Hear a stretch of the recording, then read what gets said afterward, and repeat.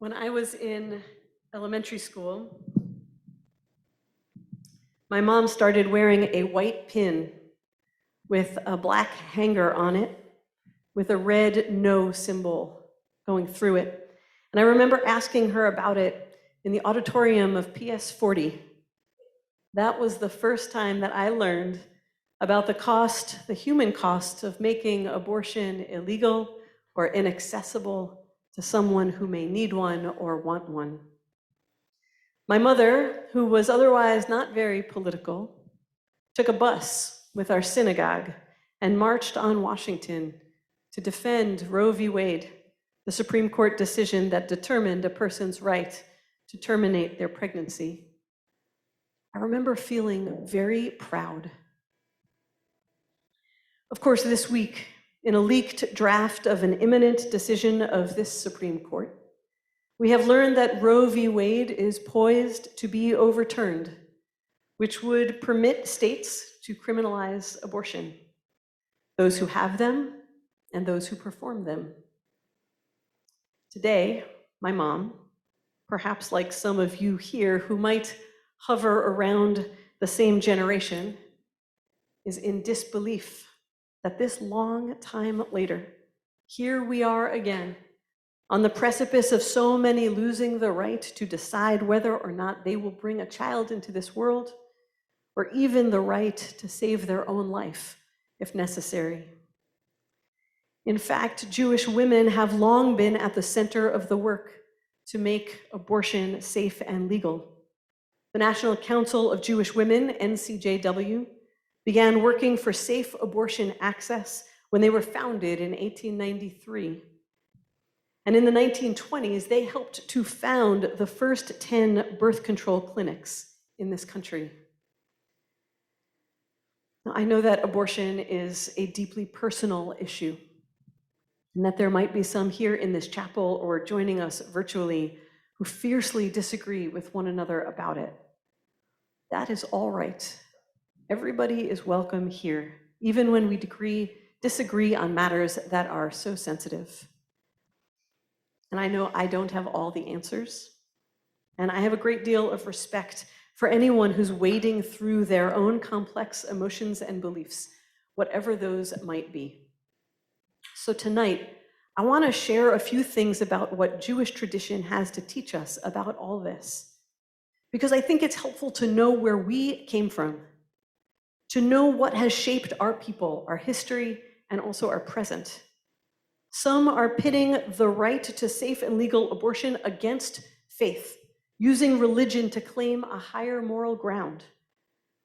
But Judaism has something different to say. And if religion is going to be such a big part of the conversation, then it's good to know what ours says. One might imagine that Judaism, which is rather patriarchal in its long history, might be quite authoritarian on issues like abortion, which most affects women and people who can get pregnant, like trans folks. But Jewish tradition is not generally just a list of facts and settled law.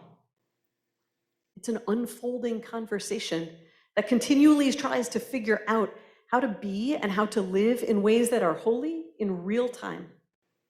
The Jewish conversation around abortion is both ancient and it's also deeply empathic.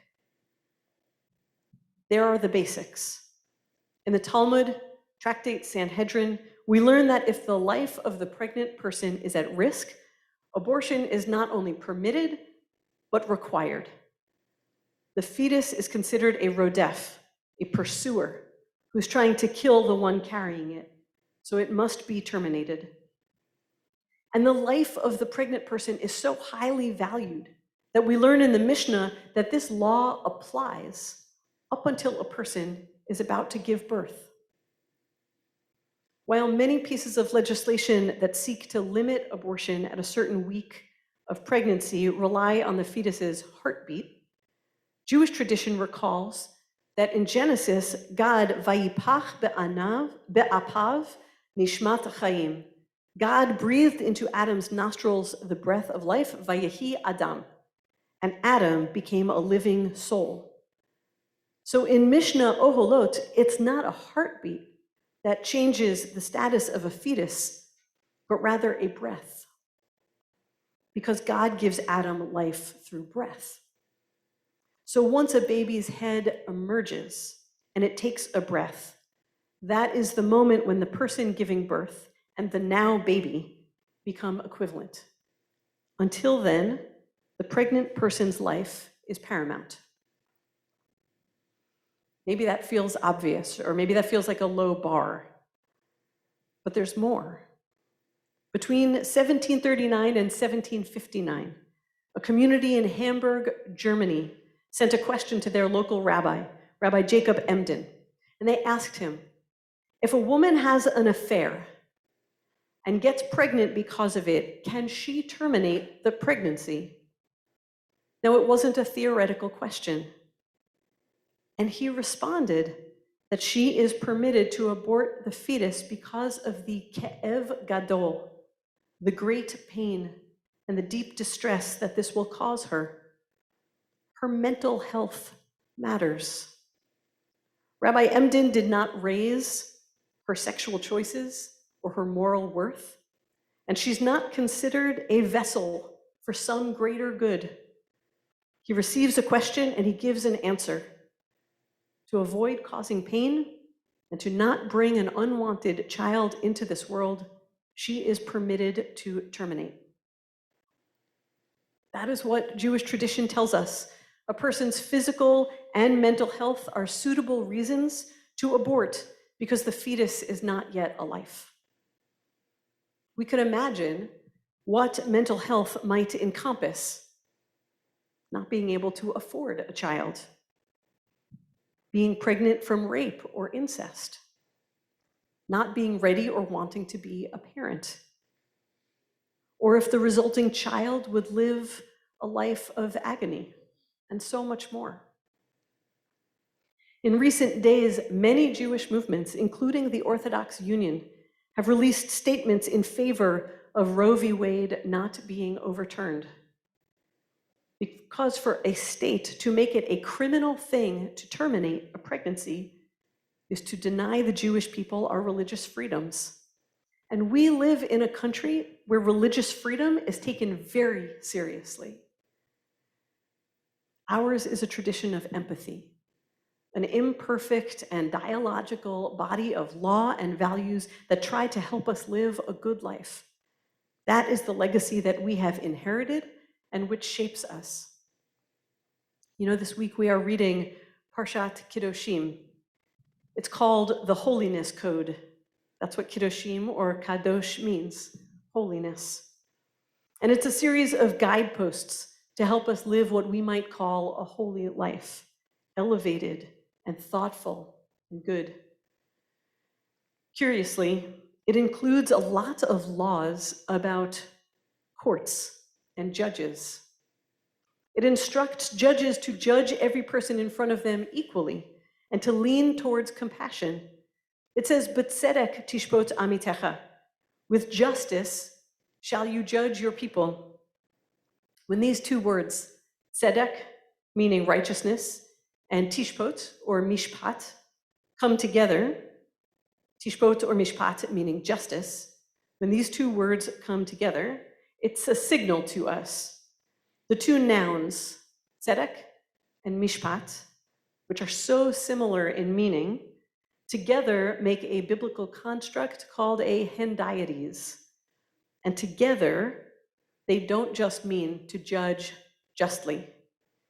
They exponentially enhance one another. So, b'tzedek tishpot amitecha could be translated as judges. Here's a holy way to be.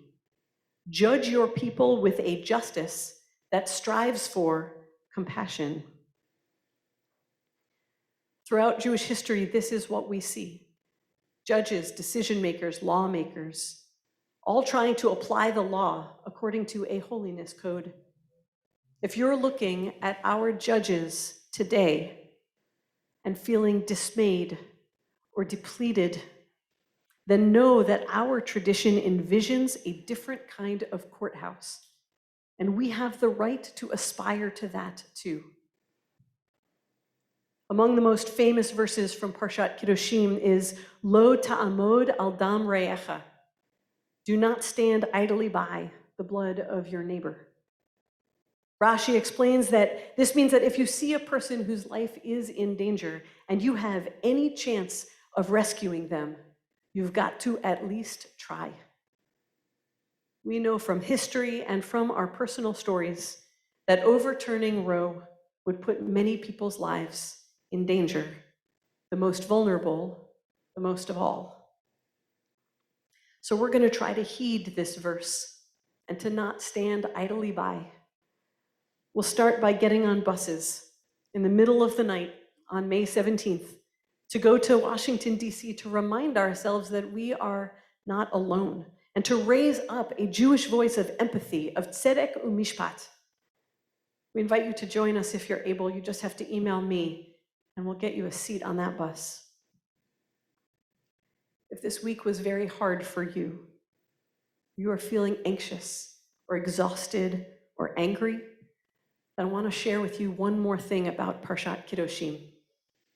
The second verse of it says, Kedoshim tihiyu, ki kadosh ani. You shall be holy because I, Adonai, am holy. God is holy in the present tense, kadosh ani. But for humanity, holiness is eternally written in the future tense, Kedoshim tihiyu. We will always be becoming holy, striving, trying to know what's right, to do what's right, to mitigate pain, to elevate life. This story is long, and this chapter may feel scary, but the story is not over yet. Shabbat Shalom.